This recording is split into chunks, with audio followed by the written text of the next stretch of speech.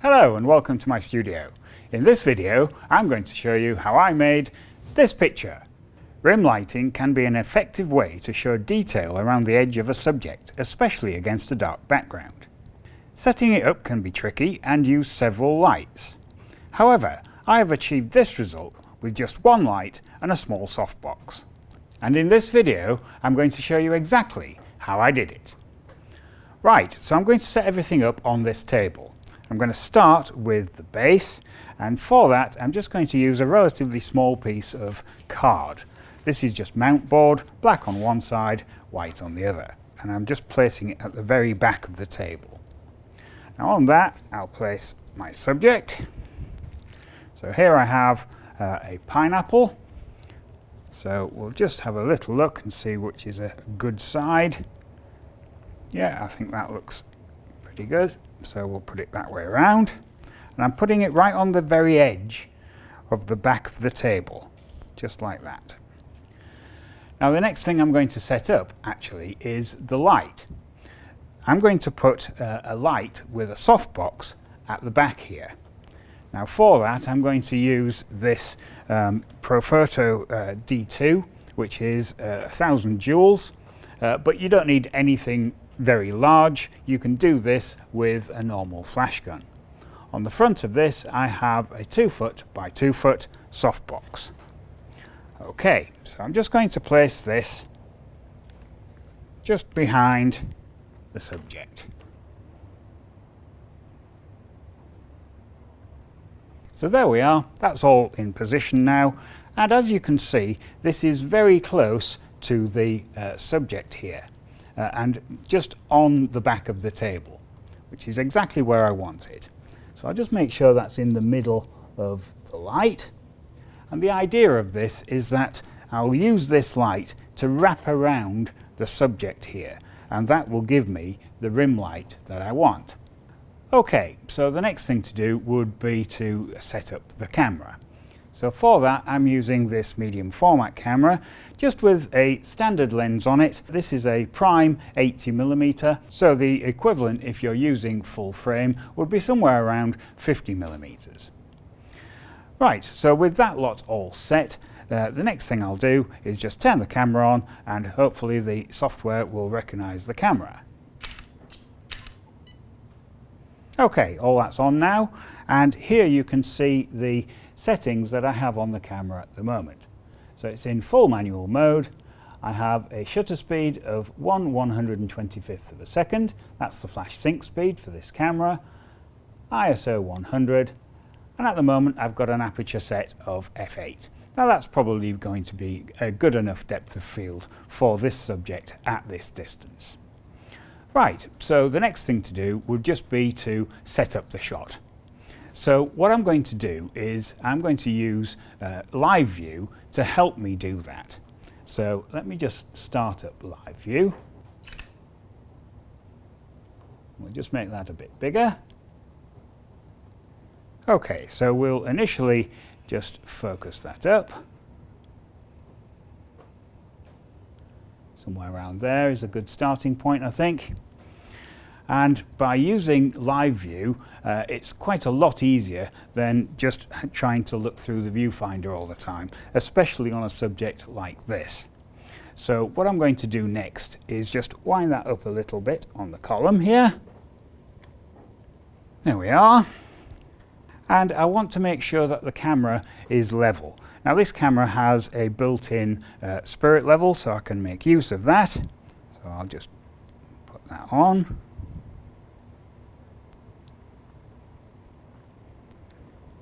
So I'll just adjust the angle until that's nice and level.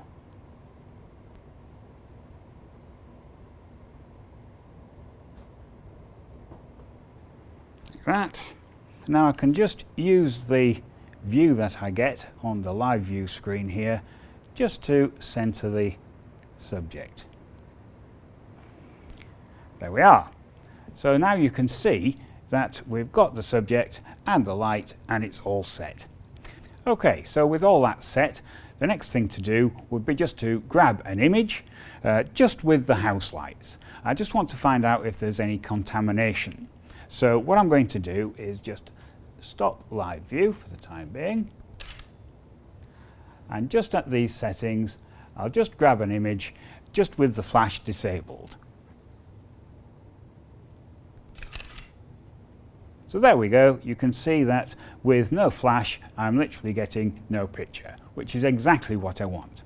So any light which I now add is the only light which is going to affect the subject. So with the flash now re-enabled, what I'm going to do is just grab an image at an arbitrary energy level and we'll just see where we are.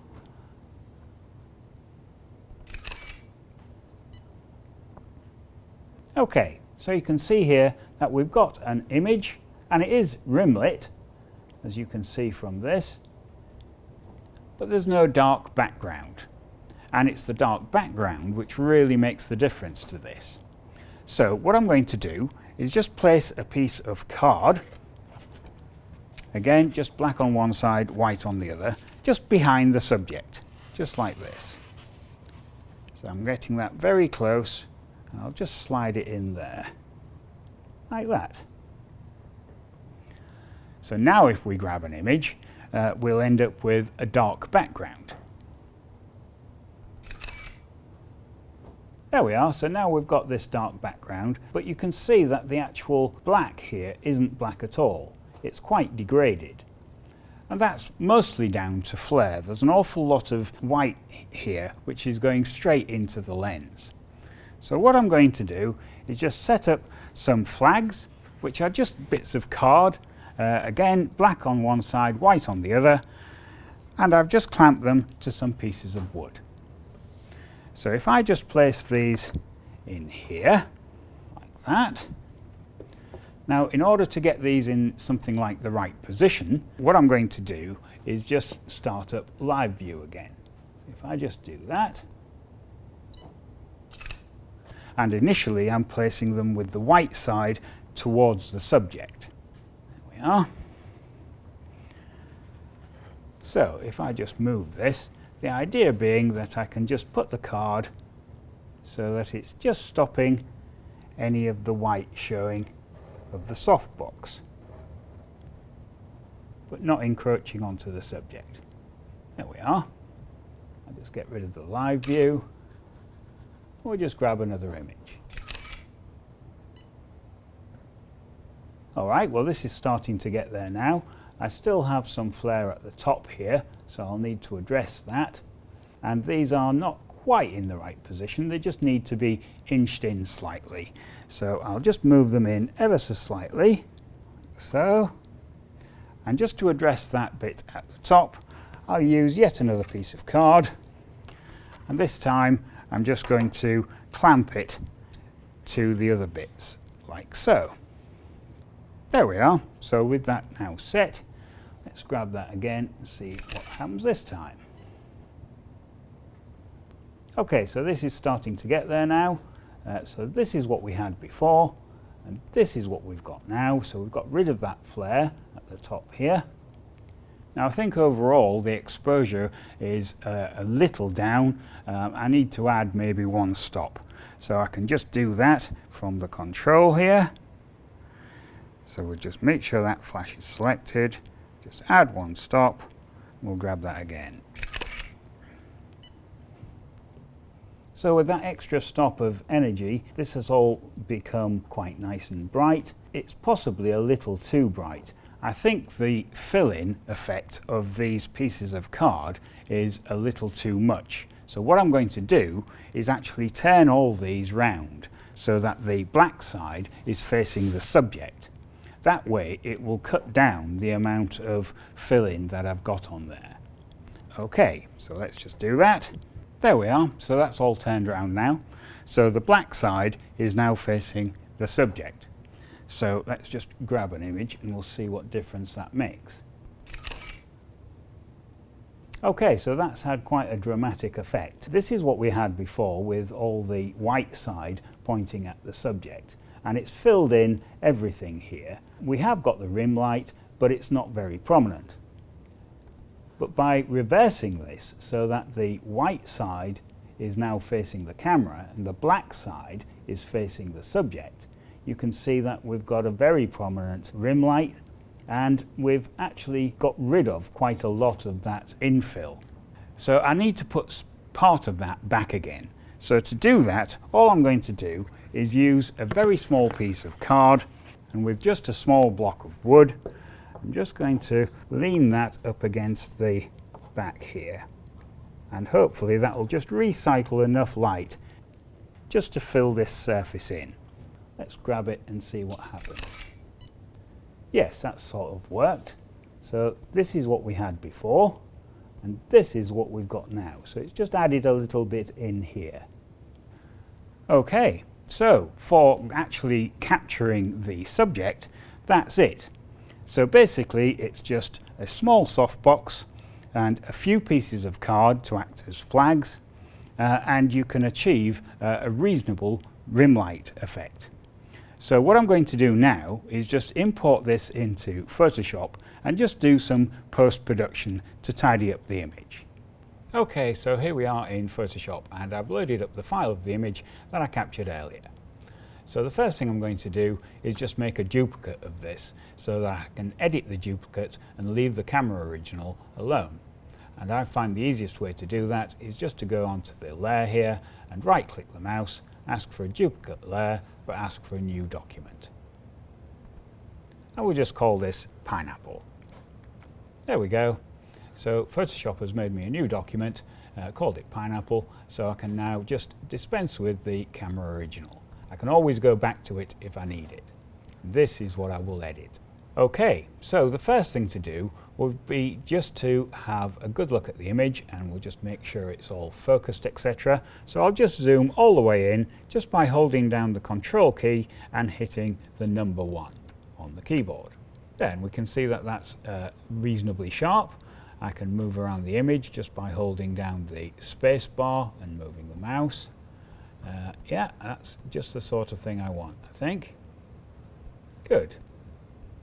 Now the next thing I want to do is just check that the background here is actually black. And if you just look at the RGB values in the info panel, you can see that it's not actually black. It's very close, but not quite there. So what I need to do is reset the black level. So I'm just going to add an adjustment layer, and I'm going to add a levels adjustment. So if I go to the black level eyedropper tool here, and I place that in the image, and wherever I click it, that will set that point to black. There we are. So that's reinstated a black all the way around the subject. Good. So the next thing to do is just to get rid of the line caused by the edge of the card here. And that's relatively simple. I'm just going to add another layer here, and I'm just going to paint on this layer in black. So making sure that black is selected as the foreground color, just pick a paintbrush and we'll make that a little smaller and reasonably soft. I'll just take out those lines down each side. I'm doing this relatively quickly. You could take a little more care, but you get the idea. Okay, and now just at the bottom here, what I'm going to do is just zoom into that area. Once again with a paintbrush, but this time I'm going to make it a little bit smaller, and possibly a little harder, and just paint around that. Helpfully, there's a shadow underneath the pineapple, which helps merge the two together. So just work your way around the base of the pineapple until it's all done. There we are. I can now just zoom back out again. So I can show the effect of that just by turning that layer on and off.